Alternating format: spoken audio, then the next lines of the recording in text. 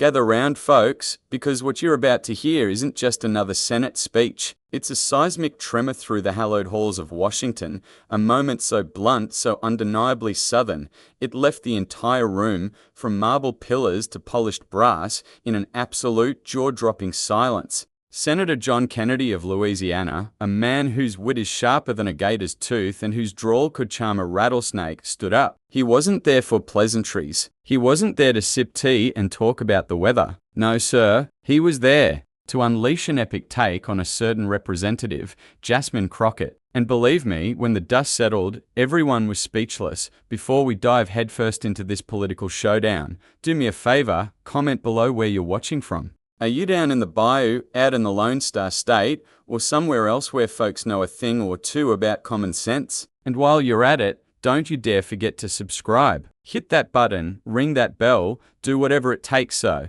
you won't miss a single one of these latest stories. Because trust me, this one's a doozy. Now picture the scene. The US Senate chamber, usually buzzing with the murmurs of legislative dance, was hushed. A palpable tension hung in the air, thick as a Louisiana summer night just before a storm. Representative Jasmine Crockett, fresh off one of her characteristic media blitzes, had just finished a fiery, high-decibel performance. She'd unleashed a torrent of accusations against President Trump, not just calling him a billionaire conman as if that were news to anyone, but also openly, loudly, mocking any and all efforts to streamline federal spending. She dismissed it as nothing more than a political stunt, a cheap trick from the other side. Oh, she'd made her mark, all right. Her voice, still echoing in the solemn atmosphere, seemed to hang in the very air, a challenge flung directly at anyone who dared to question her. Then, slowly, deliberately, Senator John Kennedy from Louisiana stepped up to the podium. He moved with the unhurried grace of a seasoned hunter.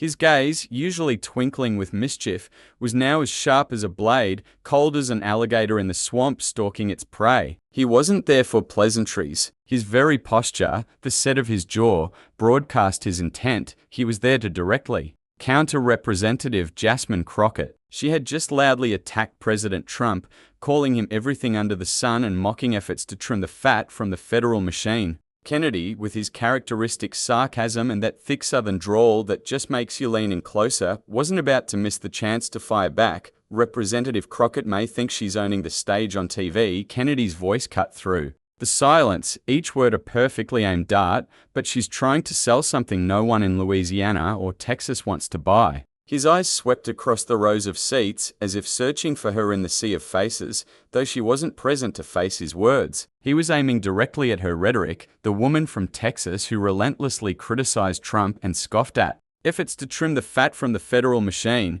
His voice, warm yet steely, peeled back layers of political pretense. You can go on TV as much as you like, Miss Crockett, but the American people don't need a performance. They need the truth. And the truth is, we're spending like money grows on trees. He pointed straight at the contradictions Crockett represented, sharply criticizing her defense of a convoluted, wasteful spending system like the infamous $20 million budget for Sesame Street in Iraq. The Senate chamber, usually a cacophony of quiet activity, remained deathly silent after his biting words. But Kennedy wasn't done. Oh, he was just getting started. The silence in the Senate chamber was thick enough to cut with a butter knife, but Kennedy, bless his heart, wasn't one to let a little quiet deter him. He swept his gaze across the rows of seats, a slow, deliberate pan, as if searching for Representative Jasmine Crockett herself amidst the sea of stoic faces. Oh, she wasn't present to hear the sermon he was delivering, but that didn't matter.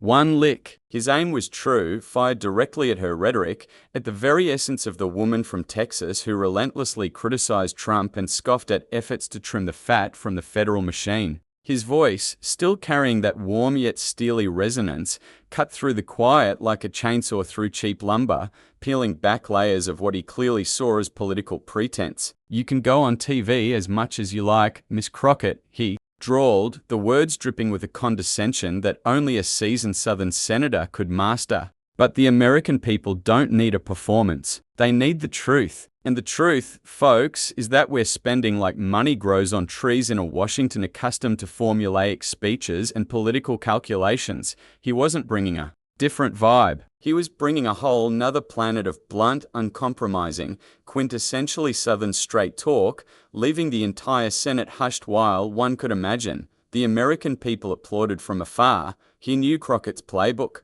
A civil rights lawyer, a former prosecutor, she'd quickly made her mark with sharp rhetoric, never hesitating to appear on any TV show that would have her from serious interviews with Jim Acosta to dramatic exchanges on The Late Show with Stephen Colbert. There, she'd branded Trump a manipulator, a man running from reason, even challenging him to an IQ test on Jimmy Kimmel's show. She'd gone so far as to vow an impeachment inquiry if she became chair of the House Oversight Committee, targeting what she grandly called the mystery surrounding Trump's $400 million airplane and his cryptocurrency transactions, to Kennedy. Those words, those performances, were nothing more than a staged act meant to distract. Kennedy, standing firm at the podium, let out a dry, dismissive chuckle, his voice dripping with unmistakable sarcasm. Representative Crockett may think, she's owning the stage on TV, but she's trying to sell something no one in Louisiana or Texas wants to buy. He leaned into the microphone, a glint in his eye. He pointed out that Crockett, representing Texas's 30th district,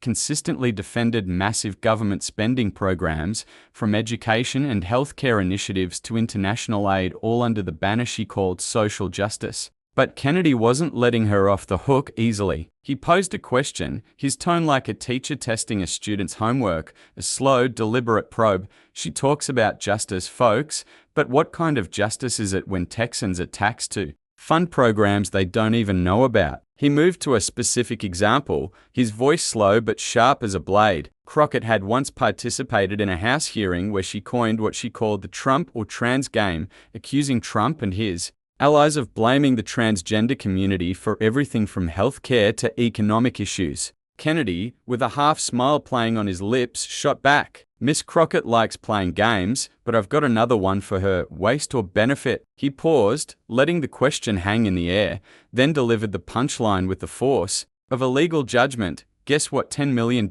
for a group linked to Al-Qaeda in Yemen is, Miss Crockett? It's waste, Miss Crockett, and the American people don't need a lawyer to tell them that. A few chuckles echoed, quickly stifled, in the room. But Kennedy didn't stop. The absurdity, to him, was deadly serious. Kennedy wasn't done, not by a long shot. He had exposed the contradictions, torn down the flimsy curtain of Crockett's media performances, and laid bare the absurdity of her waste or benefit game. But for Senator Kennedy, this wasn't just about numbers on a ledger or political sparring. No, sir, this was about people. The American people. The folks bearing the brunt of the very waste he believed Representative Jasmine Crockett was shielding, with his hands raised, almost as if he were embracing the entire nation, drawing them into his confidence. Kennedy began to tell stories. Not tales from dusty history books, but fresh, raw accounts of ordinary citizens, the very people he believed Washington, and certainly politicians like Crockett, had conveniently forgotten. First, he began, his voice taking on a softer, yet profoundly impactful cadence. Let me tell you about Maria. Maria is a single mother in Dallas, Texas. That's right, folks, the very district Representative Crockett claims to represent. He paused, letting the name hang in the air, allowing the faces in the silent chamber to conjure an image of Maria. Maria works 2 shifts a day, bless her heart. Restaurant by morning, supermarket by night. She's struggling, really struggling, to raise 3 beautiful children. Every single month, she sees her paycheck shrink, drained by taxes. And you know what, folks? Maria has no earthly idea that her hard-earned money she works herself to the bone for, is being sent to Yemen to fund groups that, according to reports, have ties to terrorism. Kennedy's gaze bored into the metaphorical space where Crockett would be sitting. Miss Crockett, he questioned, his voice a low, potent challenge. Have you ever met Maria? She doesn't want her money building transgender clinics in India, no sir. She wants a better school for her kids, or at least a road without potholes in her neighborhood. He emphasized that expenditures like that egregious $1.6 million for organizations in Gaza don't help Maria. They only make her already impossibly hard life even harder. Then, Kennedy shifted, his voice now tinged with a righteous outrage. Next, there's James. James is a welder in Shreveport, Louisiana, served his country in the military, came home, rolled up his sleeves, and got back to work to support his family. He described James's calloused hands, hands that paid taxes from meager wages, only to learn that $20 million was spent to produce Sesame Street in Iraq. Kennedy shook his head slowly, a picture of disbelief. James fought for this country, folks. Fought for our freedoms. And now he's paying for Big Bird to perform in Baghdad? Miss Crockett, you call that justice? I call it betrayal. He recounted how James, in a conversation, had told him all he wanted was for his kids to attend a school with enough textbooks, but instead, his tax dollars fund senseless projects abroad. The third story was about Sarah, a retired teacher. In Baton Rouge, Sarah's living on a modest pension, trying to stretch every penny, Kennedy explained, his voice conveying a deep empathy. She's had to cut back on everything as prices soar due to inflation, yet she still pays her taxes, only to see $1.5 million sent to Serbia to teach about diversity, equity, and inclusion. He raised a finger, tracing a question mark in the air. Sarah doesn't need DEI lectures in Serbia, folks. She needs a healthcare system that doesn't bankrupt her every time she sees a doctor. Miss Crockett, do you really think Sarah agrees with spending $8.3 million on equity education in Thailand? He stressed that people like Sarah, the bedrock of communities, were being left behind by the very policies Crockett defends. Kennedy continued, his voice gaining momentum. Then there's Miguel, a small business owner in Houston, struggling to keep his store afloat amid inflation and high taxes. Miguel is a legal immigrant, worked tirelessly, built his American dream, only to discover that $4.7 trillion in tax dollars has vanished without a trace.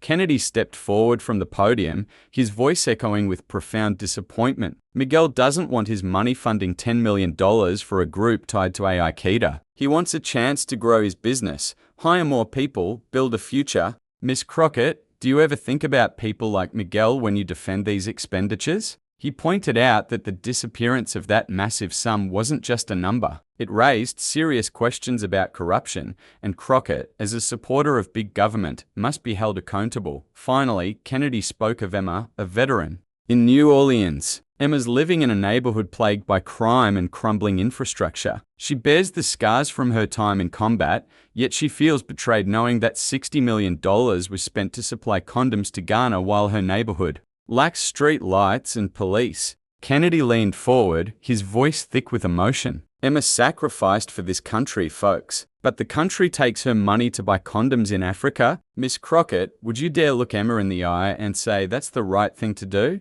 He emphasized that people like Emma deserved a government that respects them, not one that abandons them for the programs Crockett champions. Kennedy paused, letting the story sink deep into the listeners' hearts, letting the human weight of the numbers settle. He turned back, metaphorically, to Crockett, his voice now like a direct accusation. Representative Crockett, you can go on TV and talk about social justice all you want, but what kind of justice is it when people like Maria, James, Sarah, Miguel, and Emma have to pay the price for Washington's waste? He rattled off the expenditures again. $5 million for LGBTQ advocacy in Jamaica, $8 million to rebuild media in Cuba, insisting they brought no benefit to the American people. Instead, they added to the national debt, drove up inflation, and made life harder for ordinary folks like the five he just described. He closed this segment with a powerful call, his voice ringing like an alarm bell. The American people aren't Washington's money printer. They're hardworking folks, raising kids, building communities, and they deserve to know where their money's going. Miss Crockett, you can defend these expenditures, but don't expect the people of Texas or Louisiana to thank you. The entire Senate chamber seemed swept up in his words, senators' eyes flickering between astonishment and quiet, solemn agreement. The stories of ordinary Americans had brought the dry numbers to life, turning them into an undeniable indictment of the system Crockett was trying to defend. Kennedy's voice, still ringing with the raw emotion of the stories he had just laid bare, transitioned from the plight of individual Americans to the colossal, almost unfathomable figures that underpinned their suffering. He began with a number that made the room shudder, a figure so immense it seemed to suck the air right out of the chamber, $36 trillion. Folks, Kennedy declared, raising his hand as if painting the colossal number in the very air above their heads. Picture this, a pile of money, A pile of money bigger than the economies of most countries combined. That, my friends, is what we owe. That's our national debt. He paused, letting the weight of the sum truly sink in before connecting it directly back to the people. And it's not some abstract number in a fancy Washington ledger. No, that $36 trillion is weighing down the shoulders of people like Maria in Dallas, or James in Shreveport, or Sarah in Baton Rouge. He then explained, with the precision of a seasoned prosecutor, that this debt didn't just appear out of thin air, like smoke from a magic show. It was the direct, undeniable result of bad decisions from the Obama administration all the way through the Biden administration, policies that, he pointedly noted, Representative Crockett had enthusiastically supported. You praise bills like the American Rescue Plan, Miss Crockett, Kennedy challenged, his voice now like a hammer striking the table, sharp and unrelenting. But do you know it added $1.9 trillion to that debt? $1.9 trillion. That's not rescuing anything, folks. That's digging a deeper hole. He then brought up the Inflation Reduction Act, a bill he flatly called a joke, scoffing at its name for adding another $1 trillion to the national debt without reducing inflation. As promised, his eyes narrowed, a clear challenge to anyone who dared to disagree. Miss Crockett, you call that an investment? I call it throwing people's money into a bottomless pit. He lamented that the 20 inflation under Biden had forced people like Sarah, the retired teacher in Baton Rouge, to cut back on food just to afford medicine. These policies, Kennedy argued with a passionate indignation, were the product of a Washington that didn't care about its people, and Crockett, as their defender, had to be held accountable. But what truly enraged Kennedy, what seemed to ignite a fire in his very core, was the figure he described as the greatest theft in history, $4.7 trillion missing from federal accounts. He stepped closer to the podium, his voice lowering, as if sharing a terrifying secret, making the vastness of the sum even more chilling. Folks, he whispered, a dangerous calm in his tone, $4.7 trillion doesn't just vanish like smoke from a magician's hat. It was stolen, hidden, or thrown into projects no one dares to audit. He then pivoted, his gaze now drilling into the camera, metaphorically addressing Crockett directly. Miss Crockett, you want to investigate President Trump over a plane? Why not investigate this money? $4.7 trillion. He suggested, without explicitly stating it, that the disappearance of this massive sum wasn't accidental, but a sign of deep-seated corruption in the system Crockett was trying to protect. He implied that by defending that system, she was enabling it. Kennedy didn't stop there. He turned to a more sensitive, yet equally infuriating, issue for many Americans, the unusual wealth of some politicians. He mentioned names like Barack Obama, Nancy Pelosi, and Joe Biden, public figures who, despite earning public servant salaries of a few $100,000 a year, had amassed hundreds of millions. How does someone making $400,000 a year end up with a $50 million fortune? He questioned, his voice thick with skepticism, almost daring an answer. Miss Crockett, do you think the American people are too dumb to notice what's going on? He didn't directly accuse Crockett of the same, but the implication was clear. Her defense of big government spending programs was, to him, a way to cover up a corrupt system where taxpayer money was misused to enrich the elite. He shared a brief, poignant story about a meeting he'd had back in Louisiana. A farmer, honest as the day is long, looked me straight in the eye and asked, "Senator, why do I work my whole life and stay poor while folks in Washington get rich off my taxes?" Kennedy looked around the room as if speaking for that farmer, for every hard-working American who felt the sting of injustice. That's the question Representative Crockett needs to answer. She wants to investigate Trump, but I want her to explain why the system she defends keeps people like this farmer suffering. He emphasized that corruption wasn't just about abstract numbers. It's a betrayal of the trust of hard-working Americans. Kennedy then criticized other policies Crockett championed, like the CHIPS Act, which he highlighted as spending $280 billion to subsidize big tech companies, all while Miguel in Houston struggles to keep his store open. Tech billionaires get billions from tax dollars. Miss Crockett, he spat, you call that justice? He starkly compared this to the government's failure to support small businesses or real healthcare, instead favoring Silicon Valley giants. He called it what it was, a rigged game, and the American people are losing. The silence in the Senate chamber was no longer just from shock, but from a growing, simmering recognition of the inconvenient truths Kennedy was unearthing. The air In the Senate chamber grew heavy, charged with the unfiltered truth Kennedy had so bluntly unleashed. Senator John Kennedy stood tall, his eyes blazing with a fierce determination, like a farmer ready to sow seeds for a new harvest after clearing the weeds. He had used his wit and his drawl to expose Representative Jasmine Crockett's confrontational style for what he saw as a distraction, but now he shifted to a more serious, urgent tone. This wasn't just about uncovering waste and corruption. It was about urging the entire Congress, and especially Crockett, to stand up for the transparency the American people demanded. With his fist clenched, as if charting a new path for the nation, Kennedy looked directly at the seats where Crockett would normally reside, though she wasn't physically present. Representative Crockett, his voice resonated, a clear, unmistakable challenge. If you truly believe in justice, as you so loudly proclaim on TV, then step out of that spotlight. Step out of the studio and stand with us. Support auditing every single taxpayer dollar. He hammered home the point that the American people, from welders in Shreveport to mothers in Dallas, don't want flowery speeches. They want real action. Concrete steps to ensure their money isn't thrown at senseless projects like the $60 million for condoms in Ghana or the $8 million to rebuild media in Cuba. Then, Kennedy threw down a gauntlet, a bold idea, a direct invitation that left no room for evasion. "I'm ready to sit down with Miss Crockett," he announced, his voice ringing with confidence, in front of the American people, to have her explain why $1.5 million went to teaching journalists in Sri Lanka about some strange, so-called non-binary language. Does she dare? Kennedy's voice was like a hammer striking an anvil, forcing the question to resonate. He believed such a public dialogue would force Crockett to face the stark reality that the program she defended didn't serve the people's interests but only enriched a bureaucratic system in Washington.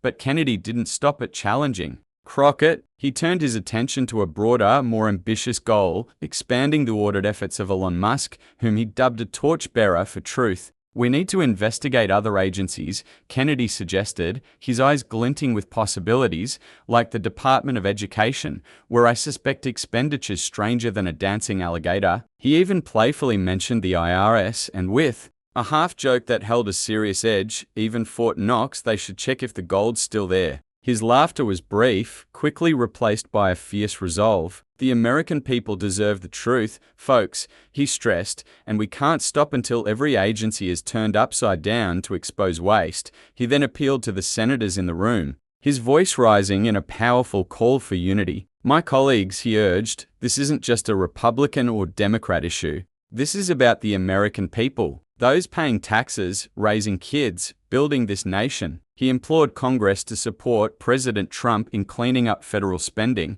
ensuring every tax dollar is used properly. Transparency, he stressed, isn't just an option. It's a duty to those who elected them to Congress. Kennedy closed this segment with a direct, heartfelt message to the American people, as if speaking to them through a TV screen across the vast distances. "If you're listening out there," he implored, his voice softening slightly but brimming with unwavering resolve, "know that we're fighting for you. We want your money used to fix roads, build schools, and secure borders, not to fund lavish projects abroad." He called on the public to pressure their representatives, including Representative Crockett, to demand accountability. "Tell Representative Crockett," he urged, his voice firm, "you want the truth, not TV speeches." As he finished, a smattering of senators clapped, while others sat silently, mesmerized, as if swept up by the raw power of his call. Kennedy, with his fierce sincerity, had transformed this confrontation from a mere political skirmish into a